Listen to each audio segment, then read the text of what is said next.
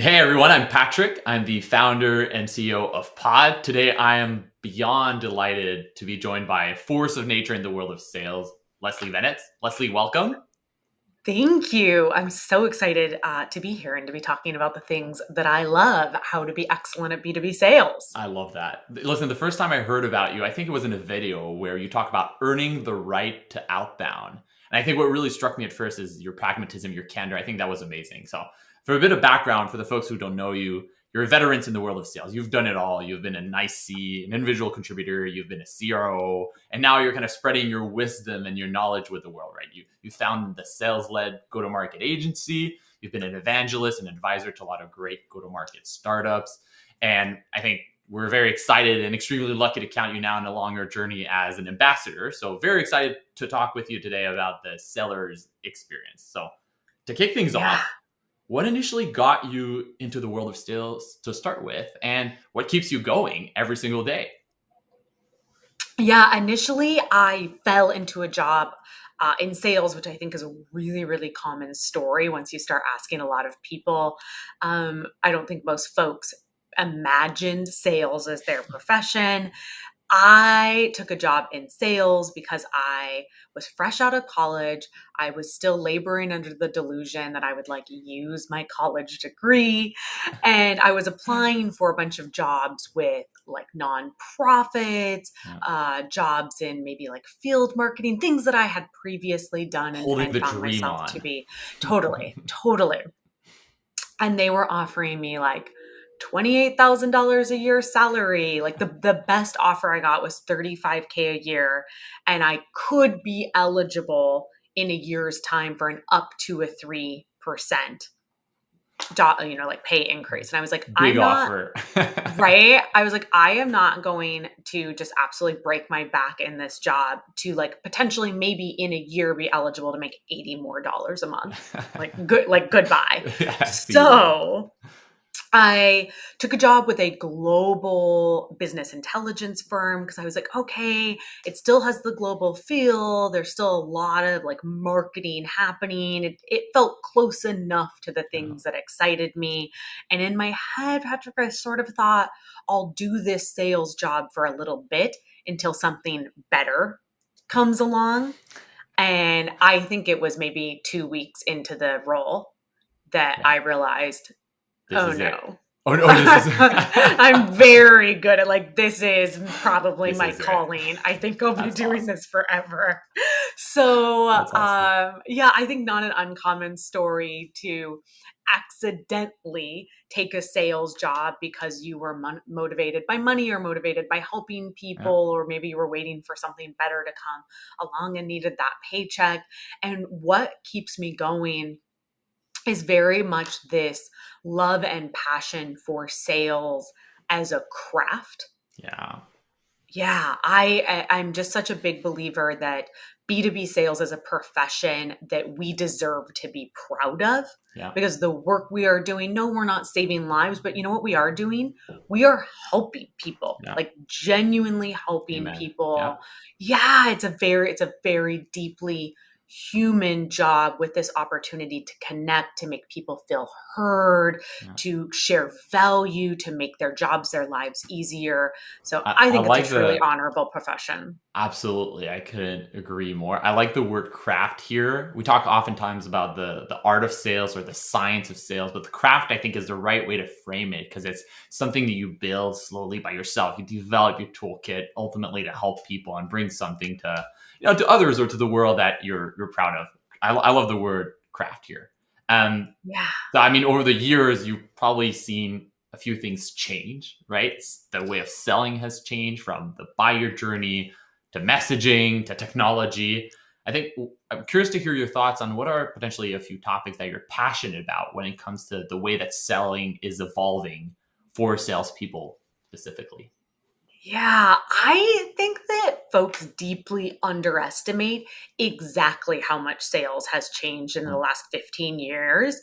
And let me really paint the picture for Yeah. you. My first job out of college, I was working for this business intelligence firm, and it was very like boiler room-esque environment. We did not have computers at our desks. You would Pen and just show paper? up. Yes, you would Hell show up with yeah. like a stack of physical leads and just smash the phones. But here's what's most Twist. hilarious, Patrick, is that it was our proposals were 7 pages long, and that was too big to send over email. Yeah. So we faxed proposals. Damn. So just think about that. This is like 2008, 2009, right? So we're literally talking 15 years ago. It's not too long ago. We're not No. talking about the 60s and Like the stuff like that. 80s, like, right? Like Yeah. this is 15 years ago, and Wow. email as a tool wasn't even really one that sellers fully had at their disposal. Wow. So fast forward 15 years, and we think about like the robust tech stacks that are now pretty much table stakes Yeah. for most sales jobs. So I think that is one of the biggest trends. And I think folks like repeatedly underestimate how much progress has been made in the last 10 to 15 years in terms of technology that can enable us to be more strategic, to be more intentional, to be more buyer centric. So that's one I'd call out straight away. Absolutely. That's a great one. Let's kind of dive into that one as a starting point. Cause I mean, I've seen you work alongside a lot of AI companies in the go-to-market space. I think you were one of the OGs, so to speak, with Reggie.ai, with Set Sale Attention. I think what's been interesting is seeing that space evolve. You know, we've seen a lot of prospecting tools using AI. We've seen a lot of conversational intelligence tools using AI. Those are some known use cases, so to speak. I'm curious to hear your thoughts on what do you think are maybe some unexploited use case of AI or technology, generally speaking, in sales, and why do you think there's potential there? Yeah. Okay. So what I am actually seeing is that there is a tremendous amount of talk about AI. Very, very, very few reps are actually using AI. Like very few reps are using AI. Or when you ask a rep, like, hey, are you using AI? And they say yes, they do just mean they're like conversational intelligence bot. Like I talk to hundreds of reps. I mean, probably every quarter I talk to at least a few hundred reps, and very few are doing anything more than maybe like asking ChatGPT a question to rewrite that email, or like, hey, how should I draft this follow-up or something like that.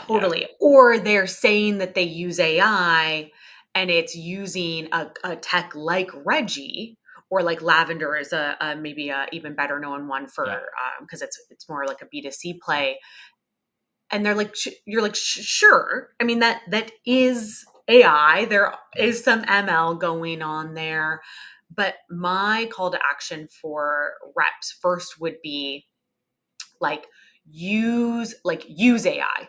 Don't just be the recipient of information that AI gives you. Like actively look at your processes and look where you are spending time, and like go and Google or ask ChatGPT, like what are some ways I can automate this? Because I think in general, for as much as we see folks talking about AI, it's easy to assume that a lot of people are using it. And I find that very, very, very very few of them are using it to like, actually using it sort of properly, so to speak, embedded them in the process. I like that. I think that's interesting. An analogy, and I'm curious to hear your thoughts on how you see AI and sales marrying in, let's say, 20 years time. But I'm a big Marvel fan. I love Iron Man, and the way I see AI coming together is the same way that Tony Stark, his armor, and Jarvis kind of come together. It's not there's no superhuman without Tony Stark, but similar to an AE, his decision making, admin work is automated. It's a bit like an armor, so to speak, to make better, faster, smarter decisions, be stronger, be more purposeful. That's kind of my take. And maybe we're a few years away from that, but what's your take on how that's going to be marrying in 25 years time or in the future? Yeah, 100%. Today, unequivocally, the best use cases for AI are assistive. not replacive. Yes. And where folks, especially in sales, are getting into trouble is that they are trying to use it as a completely replacive set of tech. Yeah. And really, what I'm seeing then is folks just sending out a bunch of really crappy emails at scale. Yeah. Right? Or like automating voicemails, and the voicemails already weren't good. And now you're Just taking more away of the wrong things. more Not of the better. wrong things. That's Yeah. exactly right. Yeah. I also realized, speaking of Marvel, that I maybe have some like very problematic character choices. Okay. I'm not even kidding you. My husband this week was like, "Who are your favorite Marvel characters?" And I was really thinking about it, and I was like, I think maybe my like top ones are like Luke Cage and Jessica Jones. Okay. And then he was like, "Oh, okay, like not any of like the superhero ones." And I was like, "No, just like the normal people that go around town kicking ass." Yeah, that's definitely. I love that. That's awesome. What do you think is? You mentioned at the beginning that not a lot of people were actually actively using it or using it in the right way, so to speak. Yeah. Why do you think that's the case? Is it a learning curve problem? Is it a misunderstanding of how AI can actually embed intuitively into their day-to-day workflows? Is it just they're throwing a dart in the dark to see what sticks? What's kind of your take on why it's not sticking more at this point? All of those things. AI is brand new. Yeah. Like it is brand new. So I think part of it is that we underestimate how much of like a change management motion, like it's just like any tech, right? We had the early adopters. So we're sort of like, we're kind of at the top, right? Yeah. We're at the top of the wave right now. And then there are a lot of people that are simply afraid, unsure, want to let other people figure it out before they worry about it. So I think part of it is that we have to acknowledge that as cool as AI is, like not everybody's going to be an early adopter. It'll take time. Yeah. Absolutely. And, I think that you're absolutely right that a huge part of it is like a sense of overwhelm because there's so many options and you can do this and you can do this. So it's hard to know where to start. Yeah. And even when you have an idea of where you want to start, very few sales organizations have any enablement around how to truly optimize for AI beyond like, hey, we spent a bunch of money on this tool, show up to this hour-long session where a rep demos it for you. Yeah. Yeah, it's very grassroots right now, so to speak. People pick up on some tools here and there. To your point, account executive are just going to use ChatGPT on the side. I think it'll take time for individuals to understand how it works, how to leverage it properly. And then afterwards, organizations are going to realize, well, yes, it's useful. My people are using it. Let me enable them properly. I love that. Yeah. Maybe as a transition. Yeah, exactly. But I think one thing that you mentioned is, assistive, the assistive nature of AI. And one thing I'm passionate about, and obviously it's related to pod, but it's improving the decision-making, right? How do I make sure that I have better, faster, smarter decisions in the day-to-day? And one thing that we've had a conversation about is kind of territory management. Sales pipeline management and day-to-day execution is, I don't think it's a secret to anyone. It's pretty chaotic, right? Every day, every week is pretty hectic. It's different. Even though we talk about playbooks, there's no playbook. Every day is different. What is your take, whether it's related to AI or not, on how do you think sales reps should tactically think about territory management or territory planning in their day-to-day in terms of understanding, how to decide what to focus on? Yeah. Interestingly, in January of this year, I did a poll on LinkedIn, the 4 options. What do folks most want to improve? ICs, what do sales reps most want to improve as a skill set in 2024? And the top response by far was territory management. The follow-up was social selling without posting, but like by far it was territory management. So we're, halfway into the year. I have been posting a lot more about territory management, and I have been pushing more of my clients when I run workshops with them to include IC territory management as a session. Yeah. What's it? I mean, before diving into the future, what is the current state of it? I mean, from my experience, it's been someone somewhere puts together a list of accounts and then dumps it on an AE, and they're like, good luck. Go after them without much more thought process. What's been your take on the current state of it and how it can improve, or what it should actually look like from a seller's perspective? Yeah. So the current state is often that, but Yeah. here's what really bothers me about it is then the SDR, the AE's like, okay, I'm just going to grind it out through these accounts. And that is such a flawed approach. But here's the catch. You can still win in the short term with that mentality. Like let's just call a spade a spade. Yeah. Like you can, if you get your account list and you are just going to absolutely like smash the phones, grind it out, you are still going to get results. Yeah. And there's this narrative that like the only way to win is to be strategic. Yeah. And that's not correct. Like you can win in the short term by just grinding, but the operating grinding word here that is short term, right? short term, yes. Grinding that hard is going to lead you, the rep, to burnout. Yeah. And it's going to burn the company's territory. Yeah. But I think that piece of the conversation is really missing when we talk about strategic territory management, is that we're like, if you're not doing it, you're not going to get results. And that's not true. And so I think the state of it now is first and foremost acknowledging to especially these newer reps that are in their first like 5 years in sales that not taking a strategic approach does work short term. But like if they want to make a profession out of sales, they need to take a more strategic approach. They need to have that long-term lens. Yeah. And I think there's often like a lack of ownership of territory.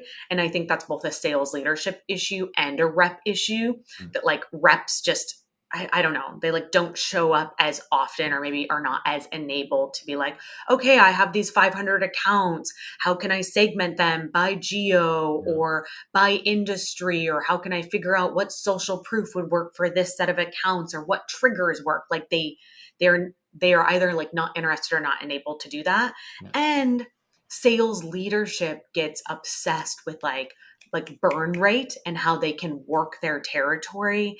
And so often take like, not to use like gross corporate speak, but take that like boil the ocean approach. Yeah. Yeah. And it's like, you don't need to speak to 5,000 people this year. Like you don't need to speak to every single person in your TAM. You need to build in some segmentation and speak to fewer people and speak to them in a way that actually matters to them. Yeah. I think the interesting thing that you mentioned here, the first one is balancing. You mentioned, the grind and then being strategic. I like to boil it down to quality versus quantity. It's not one or the other. It's a balance of both. Again, if you do 5,000 times the wrong thing, you're not going to get to any output, or you get to some output, but it won't be sustainable. If you do too few, but you're very strategic, then you won't get the right output neither. So it's all about how to make sure that I get volume, but also do it in a thoughtful way by segmenting, identifying the right ones. So I think that's a super interesting point. And then to your point about ownership, I love ownership. As a founder of a company, since the quality of ownership or being an owner mentality is something that is very important just for my team and for the company. The best sales organization I've worked with talk about account executive as the CEOs of their territory. A CEO mentality is like, it's my business in this territory. If you were a business owner, how would you think about it? And going 1 or 2 or 3 steps beyond to say like, okay, well, how do I go about this? What is the best way to talk to these people, to reach them, to get in their ear, et cetera? I think that mentality is, I think it's foundational, right? You can have the best process ever if you don't have the SDRs or the AEs having that ownership mindset. It's a non-starter because they're going to cut corners where it's not, time and territory time to do things properly. So that's awesome. Territory certainly allows for a more strategic approach. And from a company standpoint, it lends the company a lot more credibility, because even those accounts that aren't buying, it's still the same person reaching out to them over and over again. They don't have 17 different reps over the course of 2 years. And that, like, we should not underestimate the importance of that. And I love rolling their eyes, being like, oh, a 7th AE sending me an email. Right. Oh, like it was Jim last week and now it's Susan and next month it's Tim. Like clearly either this company has insane like retention issues, or they really have no strategy, and then immediately the seed's planted. Like, why would I want to spend time with them? I don't want to buy from them, from that type of company. Yeah. And I love that you mentioned the quantity versus quality issue, because it's been this like false dichotomy that has just been shoved down the throats of salespeople everywhere, that either you take a quantity approach or you take a quality approach, and both are deeply flawed. Yeah. Right? Both Like end of the neither. spectrum is not okay. No, it's not okay. And it's literally like the method that I teach is called value-based segmentation. And it was born of a frustration of orgs being like, okay, our strategy is to send 20,000 emails a month. Just a number like that, just like 50,000. Right? The bigger, the better. We like that. Right? Or there was this narrative that was super, super popular on LinkedIn, like maybe 6 or 7 years ago. And every post was the same post, Patrick, where it was like, would you rather make 50 calls a day and talk to 5 people? Or would you rather make 5 calls a day and talk to 5 people? Super strong. Yeah. And it just so obviously ignores the fact that, like, if you only call 5 people are not going to answer or respond to your email. It does not matter how good your research or your email or your call opener is.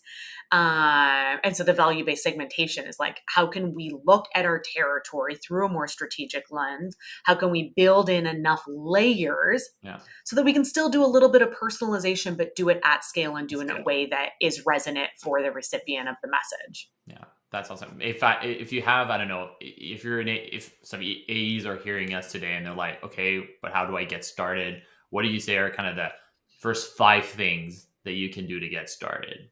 Obviously, tactical first one, things, right? Yeah, very tactical. The first thing is that the easiest way to segment your territory is by firmographic data. And firmographic data are the things you are most likely to see in the filters, like in your CRM, or if you're fortunate enough to have a lead database. So those are things like industry and sub-industry, revenue size, employee count, where they're based, right? So if you are just getting started, the easiest way is to stack 3 or 4 different pieces of firmographic data and get to a point where you feel like, okay, now I am only speaking to CFOs in not just the CPG space, but like the F&B, the food and beverage, like sub-industry, with employee counts over 1,000, but revenue only between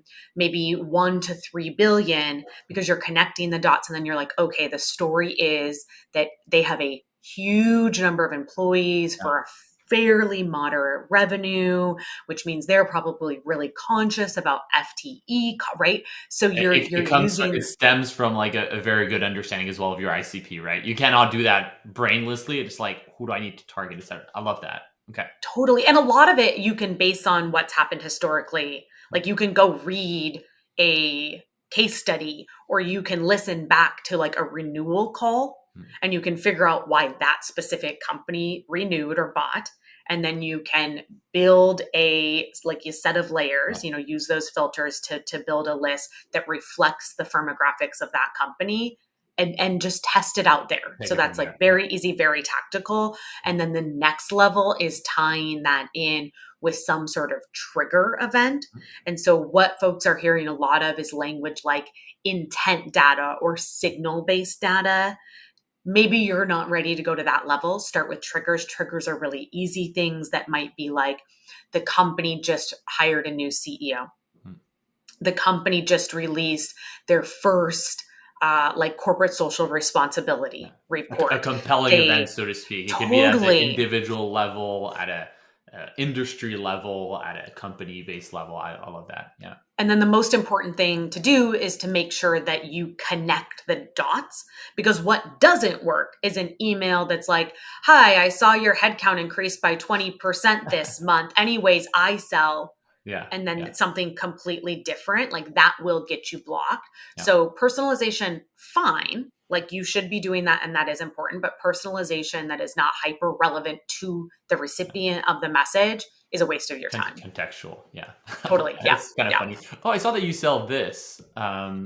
Anyways, are you looking to hire someone? Yeah, that's interesting. Yeah. My friend Taylor calls it reading the news to your prospect. Like you can't show up and be like, I see that you just got your Series A. I see you're the founder of it. It's like, Yeah, I see that too. I'm Thanks. aware, Yeah, right? exactly. Cool. Okay. Any last tip or trick for A's that want to get started in territory planning? Yeah, I would say don't get in your own way. Like, do not overcomplicate it. I see that Yeah. really often that folks are ready to start the process of personalization. They're ready to make that transition from maybe being in a more like quantity mindset, and they psych themselves out and think they need to research every single account or contact for 30 minutes before they get started. Yeah. To your point, Patrick, what is going to work better is having a general understanding of the industry and then of the customers folks in your industry serve. That's probably going to be enough to get you 80% of the way there. Yeah, I think that's a key point here. Especially, I've seen a lot of organization get very scientific with pointage system and trying to get very, very data sciencey, so to speak. My rule of thumb is if you're not able to explain to your mom or your dad what you're doing and why on that perspective, you're probably doing something wrong. You have to be able to Yeah. simplify it to the point where you understand it, you can wrap your head around it, and then you can be more purposeful about going after that strategy or that approach. Yes. Yeah. Cool. This is super interesting. I think one thing that you were mentioning here, territory planning is amongst a lot of similar topic in the big umbrella of priority management, right? I mentioned a bit earlier, focusing on what matters, right? It can take a lot of different shapes, focusing on the companies that matter, focusing on the stakeholders that matter, focusing on the deals that matter. And as an AE, I know that they get to juggle so many different balls, and there's very little guidance on how to do it properly. And the way that I've seen many of the best and top performers in sales teams do it is that they have their own framework on focusing on what is most important and what is going to drive most value for their pipeline or their quota, etc. So Yeah. maybe for your thought, generally speaking, do you have any frameworks or strategy for time management? I'm an AE. It's Monday morning, 8 a.m. What do I do today? What do I do this week? Yeah. Yeah. Time management is one of my passions. So what I teach is a key result area approach, which means that you need to be incredibly clear about what your key result area is. It's extremely easy to do in revenue generating roles because your key result area then is, let's say my annual quota is $1 million. Yeah. My key result area is achieve at least $1 million in Very simple. revenue One metric, by right? December 31st, right? That is your North Star metric. But here's where it gets really tricky for people. Is that they then need to, anytime they are thinking about saying yes to a new project, they are asked to attend another like extra meeting, they are thinking about trying something new, they have to ask themselves, is this important to me in the context of achieving my KRA? Because there are a lot of things that are generally important. But if it's not important to you, instead of saying yes, you need to say, is this something I can delegate? Is this something I can delete? Is this something I can automate? Yeah. And I think part of that is that we as a society, and I think particularly in sales, because this is a profession that tends to be like sort of addicted to hyperarousal and the dopamine hits, we tend to treat everything with urgency. Yeah. And like almost none of it is urgent. Yeah. And so you see a lot of that in the way people feel like they always have to have their Slack open, or they always have to have their email open, or they always have to have their phone on. And a lot of it is narratives that live inside our own head that are not true. Like the other person does not expect us to reply to their email in 1 hour. Yeah. Like that's just not a thing. And so make sure that you're clear about your KRA. Make sure you have that litmus test of saying, is this important to me in the context of my KRA? If it isn't, think about deleting, delegating, automating, and then figure out how you can buy back time from your own calendar by doing things like setting an out of office reply that says, I'm on a cold calling blitz for the next hour. I won't be answering Slacks or emails. Just those small basic things that set some boundaries and allow you to stay more focused on what matters most to you. They make a world of difference. Something that I think people don't talk about enough is the fact that it is as important to identify the things that you need to focus on than identifying the things that you actually don't need to focus on, right? It is both are as important. If you spend your time, to your point, on things that are not relevant to you, that don't tie up to these metrics or the objective, you actually just taking time away from things that are actually valuable. I think Yeah. that's pretty interesting. Do you? I think it translates itself into when you think about an AE with a pipeline of 30, 40, 50 deals. How do you think that these reps should think about identifying the deals, right, that will maximize their Mm, odds of hitting their quota? That's maybe the part of it is science, part of it is art, but what is the framework or the strategies that you've come across to be able to say like, hey, this week these 5 deals are actually worth me focusing on, or maybe these ones? yeah. Yeah. I mean, I think first and foremost, I would say that if you have 60 deals in your pipeline, you don't. You don't. You're kidding Like, yourself. Someone is like lying to you, or you're lying to yourself. yeah, unequivocally, you absolutely do not. Really, really easy litmus test that you can run to audit your own opportunity pipeline. One, any deal that does not have a mutually agreed to next step, and I really stress the mutually agreed to, because if the next step is like, I'm going to follow up in 2 weeks, that doesn't matter. I'll get back That's to not you. actually right. Like that's not actually a next step. It has to be like Yeah. something that's on the calendar or a buyer action. The buyer has sent me this. Yeah. So if there's not a mutually agreed to next step, those deals, every single deal that doesn't have that is a red flag deal Yeah. immediately. Any deal that hasn't had some sort of interaction in the last 30 days. Kind of dead. Unless there's a real reason you're a champion and everyone is on vacation for a month. That's Yeah. the red flag. Yeah. I mean, that literally might be the only reason. Like if you sell EMEA accounts and it's August, like that genuinely Yeah, might be the only reason to not hear from somebody for a month. yeah. Because even if you have done a great job and you have qualified that, like maybe they don't start the internal conversations around budget process until September, that doesn't mean that you just don't contact them again until September. That's how you lose a deal. And that's how you absolutely jack up your forecast, by putting things in there that you're not actively working. So I think those are 2 really, really, really easy audits that anybody can do. And then when you realize, oh, shoot, I don't have as many good, strong, active opportunities as I thought I did, it's just a call to action to go back and see if you can set those mutually agreed to next steps, to see if you can get an answer to the phone call, reply to the email. And then the really hard part is disqualifying the deal, right? It's disqualifying the Writing deals that that one you off, have to it admit. burns your Yeah. heart, but you're like, yeah, it's going nowhere. That realization, I think, is Yeah. very tough for anyone, not just salespeople. But yeah, interesting. It is. I am somebody that falls in love with the deal. Like I know that about myself. It is a weakness. I'm like, I don't know. Like maybe maybe possibly. There's a world somewhere that might be interested. Totally. So like in response to knowing that about myself, I set really, really like a really rigorous process on when deals have to get out of my pipeline that have nothing to do with like my emotions or my gut. Yeah.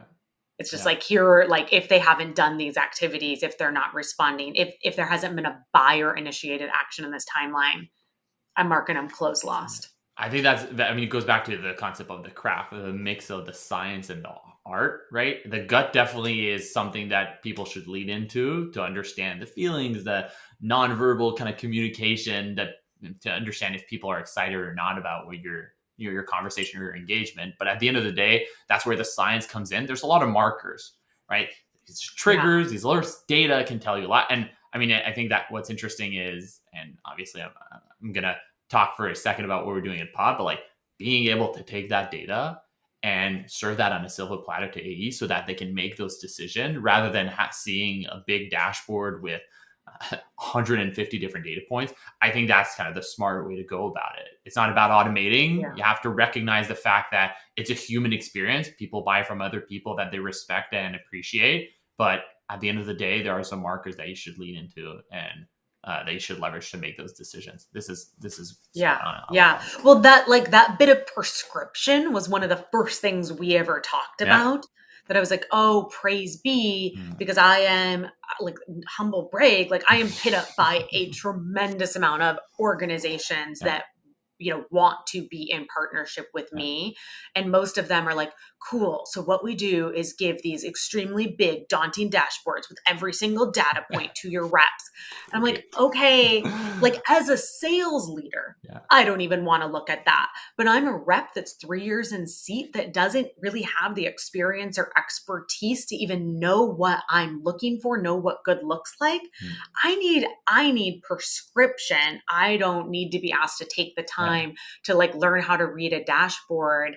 And honestly, like as much as sales is the art versus science, most reps, when they are very new in seat, they do not have enough experience to trust their gut.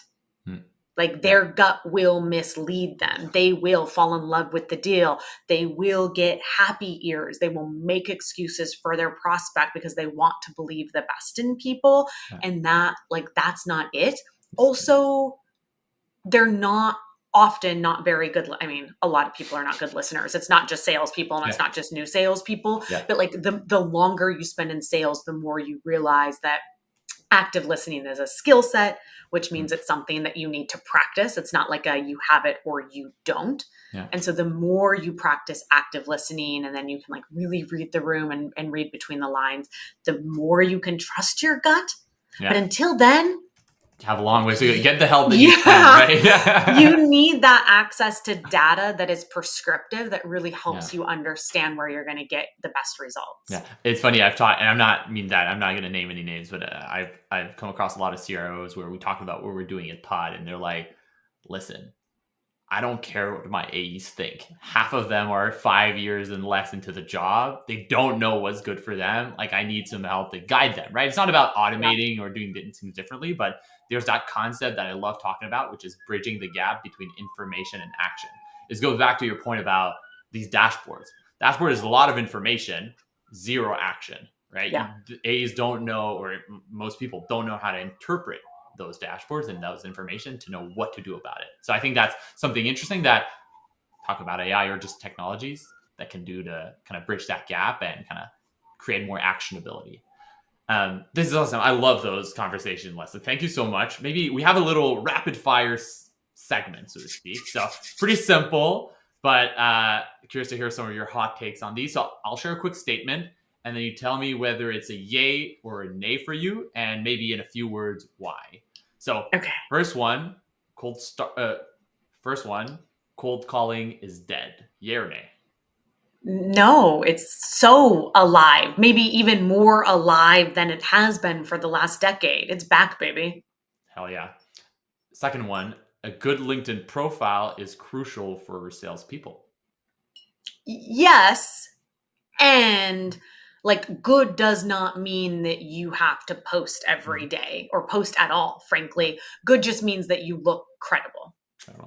Okay. Another one, which is very coming out of a corporate jargon. Third one is your network is your net worth. Yay or nay? 1,000,000%. As a person like yourself, which is all about community, helping people, I that was an easy one. I didn't expect that one. Well, and the opposite of that is that I was in a job that I was very stuck in a job. It was a toxic environment. I wanted out of the job, and I was just like grinding, applying for these jobs, and I had no network, literally none. And so I was having to go through like the applicant tracking systems for every single one of them, and often was like not even making it in the door because I had no network. And so part of why I spend so much time focusing on giving now and building this community and building this network is because I learned the hard way the cost of not having one. Yeah, I love that. This is great for every people that are trying to build a community or their own community, their own network. I think this is golden. Two last ones. The first one is AI will replace salespeople. Yay or nay? No, definitely, absolutely not. No, hard no. I'm team no. Hard no. Exactly. Hard no. It will replace low value, low risk tasks. Yeah. But it will never replace salespeople. Yeah. Spot on. And then the toughest one: a hot dog is a sandwich. Yay or nay? No, you monster. Let's go on a little bit of a limb here. Do you think hot dog is a taco? No. Hot dog Let's is leave. a Let's leave it at that. Let's have another hour-long conversation Yeah, about that I'm like, specifically. what? But It's a handheld. It's a handheld. That's where it should be. It that's should The fair. header on the menu should be hand. Also, being from Chicago, I don't know if you know this. I don't know if the lore of Chicago has made it to Canada, to Quebecois. If you put ketchup on a hot dog in Chicago, you will You're in be danger. you will be driven out of the city. Yeah, it's like watch yourself. Well, yeah. I'm gonna next time I'm in Chicago, I'm gonna be careful because for me, ketchup on a hot dog is a no-brainer. This is awesome. Thank you for the hot takes. Maybe to close things off, what do you think is one advice you'd wish someone had given you when you first started in sales for all the people out there that are just starting as an AE or a BDR? The advice I wish somebody would have given me as a 20-something seller is that it's okay if it feels uncomfortable, probably even necessary if it feels uncomfortable, because we are learning new things and doing things that are hard, like cold calling, but it should never, ever feel icky. I love that. Thank you so much, Leslie, for your time. Every time we've chatted, and I've told you that the first time, I think I love your passion for the craft of sales, and I think most importantly for the passion of empowering salespeople. I think not that we don't talk about them, but I think a lot of people don't spend enough time thinking about how we can actually help them, right? And understand, put ourselves in their shoes. So thank you so much for the chat. Very, very appreciated. Maybe if you want to share with people where and how they can find you or follow you. I'm a big fan. I'm following all your content. How can you get more people out there to do so? Thank you. Yeah, my primary channel is LinkedIn. That's just at my name, Leslie Venetz. I've been posting there every single day for over 1,000 days. But if you prefer video, I also have almost 40,000 subs on TikTok, and you can find me there at Sales Tips Talk. Nice. Sales Tips Talk. Very nice. I like that. Yes. Very creative. Speaking of early adopters, I was an early adopter of TikTok, so got a pretty exciting. I love your videos. They're very snappy to the point, very actionable. I love it. All right. Thank you so much, Leslie. I appreciate it. Thank you.